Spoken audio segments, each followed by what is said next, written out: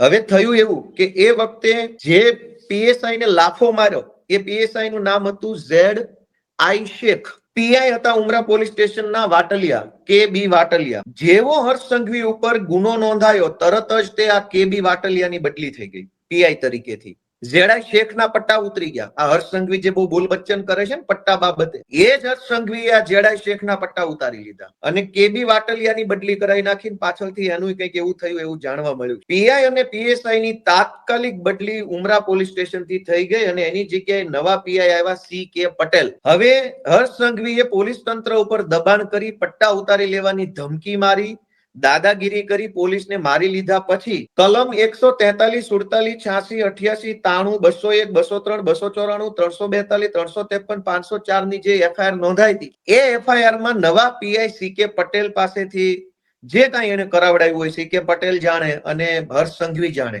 આ બંને એ તાલમેલથી આખી જે એફઆઈઆર હતી એમાંથી બધી કલમ હટાવી દીધી અને માત્ર 188 અને 143 એટલે કે માત્ર જાહેરનામા ભંગની કલમો રહી. તપાસ દરમિયાન CK પટેલે એવી તપાસ કરી કે હર્ષ સંઘવીએ પોલીસને માર માર્યો નથી, પોલીસના કામમાં રૂકાવટ કરી નથી, પોલીસને કઈ કીધું નથી, કઈ કર્યું નથી, બસ ખાલી જાહેરનામાનો ગુનો હતો, ફટાકડા ફોડ્યા એટલું ખાલી કલમ રાખી, બાકીની બધી કલમ CK પટેલે હટાવી દીધી. દોસ્તો, જ્યારે એક પોલીસ સબ ઇન્સ્પેક્ટર પોતે ફરિયાદી બને, સરકાર તરફે ફરિયાદ કરે, ઓન ડ્યુટી એફઆઈઆર હોય કે હું ઓન ડ્યુટી હતો અને મને માર માર્યો એવી એફઆઈઆર હતી, એ એફઆઈઆર ની તપાસ દરમિયાન પીઆઈ ની બદલી આ હર્ષ સંઘવીએ કરાવી અને તપાસમાં એવું ખોલાવડાવ્યું કે મારામારી નથી થઈ, ખાલી ફટાકડા ફોડ્યા છે.